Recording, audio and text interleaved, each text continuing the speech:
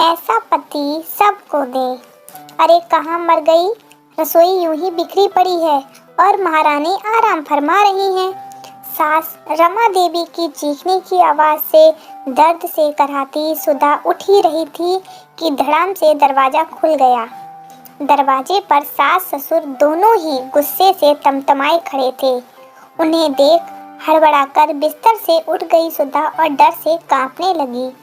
रमा देवी चीखती बोली, बस तुझे तो मौका चाहिए काम चोरी का।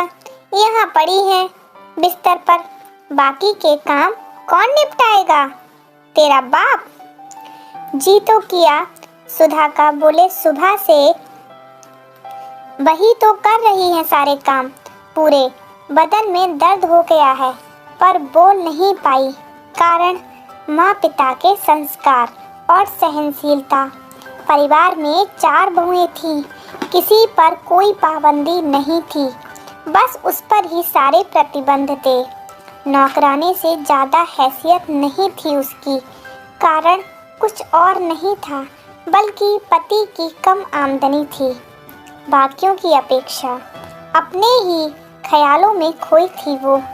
कितना कुछ कह डाला सास ससुर ने, उसे एहसास भी ना हुआ। अपने ख्यालों से होश में तब आई जब सास ने आवेग में उसके हाथों को पकड़कर लगभग घसीटते हुए कमरे से बाहर ढकेल दिया। वो लड़खड़ाती अभी गिरने ही वाली थी कि उसी वक्त काम से आए पति की बाहों ने संभाल लिया। माता पिता का ऐसा रूप देखकर पति सुरेश भौचक्का रह गया। पत्नी के साथ ऐसी बदसलूकी होता देख बिना किसी से कुछ कहे और बिना कोई सवाल किए सुधा से बोला, कुछ कहने की जरूरत नहीं है सुधा, चलो यहाँ से। अब मैं और तुम्हारी ऐसी बेइज्जती सहन नहीं कर सकता। अब हम उस घर में नहीं रह सकते जहाँ इंसानों से ज़्यादा पैसे को अहमियत दी जाती है। बोलकर दोनों वहाँ से उसी वक्त अपना जरूरी सामान लेकर चले गए, पर पीछे छोड़ गए ढेर सारे काम जो निकम्मी सुधा करती थी और घर के वो छोटे छोटे काम जो सबसे कम पैसा कमाने वाला बेटा करता था, जिसे अब रमा देवी और उनके पति को करने थे, क्योंकि घर के बाकी तीनों बेटे पैसे कमाने में व्यस्त थे और बहुएं अपने शौक पूरे करने में। सुधा और सुरेश अपनी जिम्मेदारी को समझते हुए अपने कर्तव्यों को कर रहे थे, लेकिन माता पिता दोनों सुरेश को हर चीज में कम आंकते और हमेशा कटु तानों से पेट भर देते, जिसका परिणाम बेचारी सुधा को भी भुगतना पड़ता। कम आमदनी वाले पति की पत्नी जो ठहरी। सुधा और सुरेश को अब घर छोड़े लगभग 6 महीने से ज़्यादा हो गया। माँ बाप ने खबर तक नहीं ली। किस मुंह से खबर लेते, हिम्मत ही नहीं जुटा पाए बेटे से बात करने की। पैसा कमाने वाले तीनों बेटों पर से घमंड जो चकनाचूर हो चुका था, क्योंकि सुरेश घर का बड़ा बेटा था। जब तक वो साथ था, बाकी बेटों की हिम्मत नहीं हुई कि माँ पिता को कुछ कह पाते। शायद बड़े भाई की इज्जत थी या डर, जो भी हो, सुधा और सुरेश के रहते आज तक किसी ने चू तक नहीं की थी रमा देवी और उसके पति से। लेकिन सुधा सुरेश के घर छोड़ने के 10 दिन बाद तीनों बहुओं ने और बेटों ने बड़ी चालाकी और धोखाधड़ी से घर के कागज अपने नाम करवा लिए। मकान, गहने, जेवर सब लूट लिया।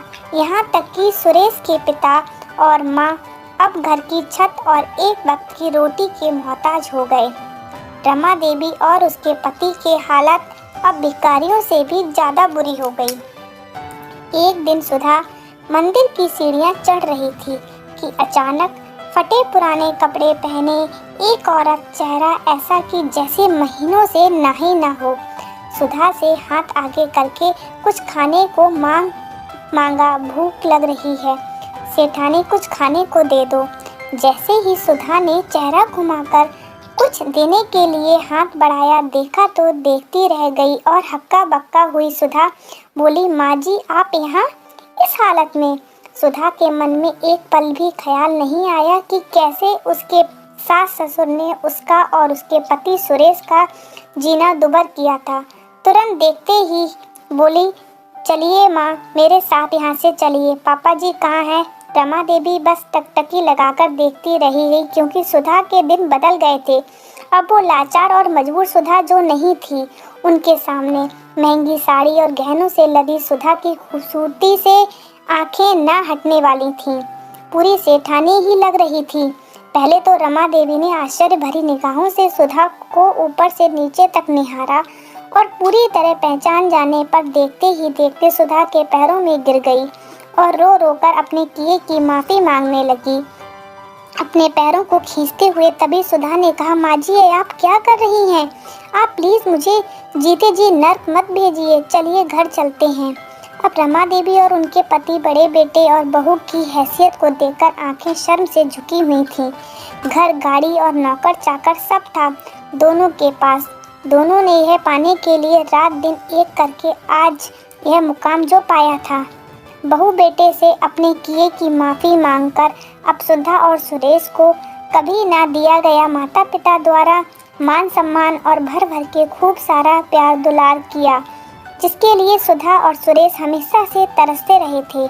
बहू बेटे ने भी खुले दिल से माँ और पिता द्वारा की गई गलतियों को भुलाकर और यह बोलते हुए कि अगर आपने हमारे साथ रवैया ना अपनाया होता तो आज हम इतनी ऐशो आराम वाली जिंदगी शायद ना जी पाते। और सुधा और सुरेश ने अपने माता पिता को खुशी खुशी अपना लिया। तब दोनों आशीर्वाद देते सुधा देवी और उनके पति के मुंह से निकला, नसीब वाले हैं हम जो देवी जैसी बहू को ना समझ पाए। तब सुरेश ने आंखें मारते हुए कहा, और मैं देवता